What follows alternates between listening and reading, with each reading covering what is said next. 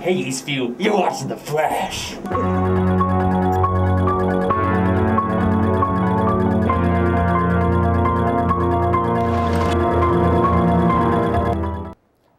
Hey Eastview, welcome to the Halloween edition of The Flash. I'm Ray John, and this is John Wall.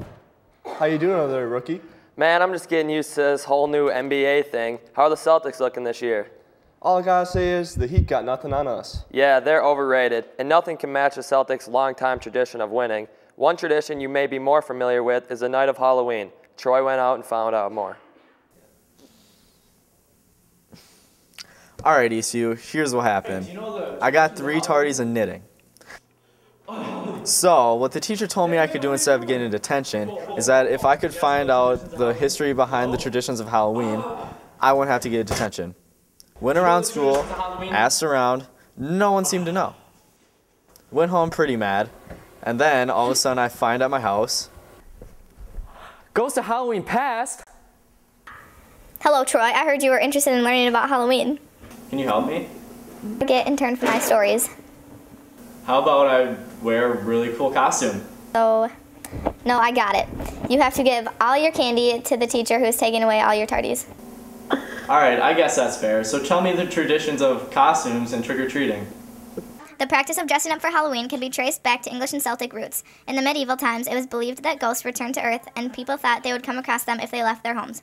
To keep the ghosts from knowing their identity, people would wear masks after dark to confuse the spirits into thinking they were spirits. American tradition dates back to medieval times of England. The All Souls Day parade's festivities include poor beggars that went from house to house asking for food. The families would give them soul cakes, which was a pastry, and in return asked the beggars to pray for dead relatives. This practice, then referred to as going a souling, was encouraged by the church to replace the old tradition of leaving food and wine for the returning spirits on Halloween. Well, I hope you've learned your lesson. Signing off for The Flash, this is Troy. Thanks for the history, Troy, but what's the candy for? You know what? Don't worry about it. Thanks, Troy. It's good to know where all of those traditions originated. With Halloween approaching, there are many opportunities to enjoy the season. Joe drove around town to give us more information on some local spots. Hey Eastview, I'm Joe Nelson, and I'm going to be your guide on this trip of Halloween fun. Now, our first stop is going to be at Afton Apples in Hastings.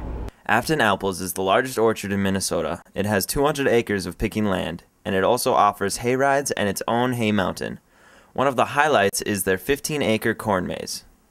Yeah, I know, it's Halloween, so you want to go someplace scary. Our next stop is going to be at Frightmares at Buck Hill. Frightmares has taken over Buck Hill with 4 terrifying attractions: Orchard Manor, Fright Factory, Asylum, and Haunted Hollow. They're only open this weekend from 7 to midnight. Go in and check them out. Go today, bring your student ID, and you'll get a $2 discount. Now, if that scare is a little too close to home, freshman, our next stop to Valley Scare may be a better fit. With over 10 attractions, including 6 mazes with scare around every corner and shows performing every weekend, you will find that all you fear is here. But they too are only open for this weekend. Check their website for times and dates. And remember, have a fun and safe Halloween, Eastview. Signing off for The Flash, this is Joe. Haunted houses don't really scare me because I know they're not real. However, some people believe they've seen or even talked to real ghosts. Diego spent some time with a medium to find out more about life on the other side. All of a sudden, my cabinet that holds the VCR and the DVD and the PS2 all started shaking and like back and forth. It seemed as if somebody must have been holding it and shaking it back and forth continuously. I had tried calling my house from my cell phone, and we have call waiting, and it went right to the answer machine, so it didn't make sense at all. Many of us have had strange occurrences which we cannot explain. I decided to sit down with a medium and try to get some answers. As a medium, I communicate with the dead. Different types of spirits are essentially earthbound versus not earthbound, and people that have fully crossed over to the other side are what we call not earthbound. Earthbound spirits oftentimes are not either aware that they've crossed over or that they're dead, or they have some reason to stay where they're at. There are a number of ways that people have use tools to contact the dead. Ouija boards, I think, is probably the one that most people are aware of. There's also seances, mediumship as well. My goal and my hope is that as we go along and evolve as human beings, we understand the nature of death and dying and that end of life experience much broader. And I welcome scientific approaches. Any modernization that we can do with this, to me, is very welcome. Signing out for The Flash, this is Diego. Thanks, Diego. Good thing I don't believe in ghosts. You may have heard that Eastview students are hard to scare. I took that as a personal challenge. Stay tuned for the credits. Eastview. So what's your favorite costume? My favorite costume was Oh my God! What's the LDT Halloween tradition? The LDT Halloween tradition. My favorite Halloween.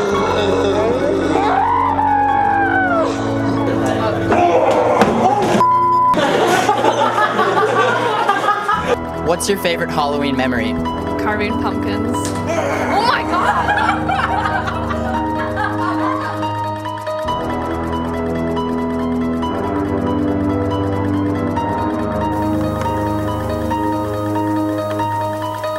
Hey, Jordan. Oh my God, what the heck? Oh my God. Get out of here. Get out of here. Have a fun and safe Halloween, Eastview. Oh my God. What time is it, Jordan? How long have you been in here? Dude, nobody. Oh, is that why my mom's been trying to tell me to go get my car?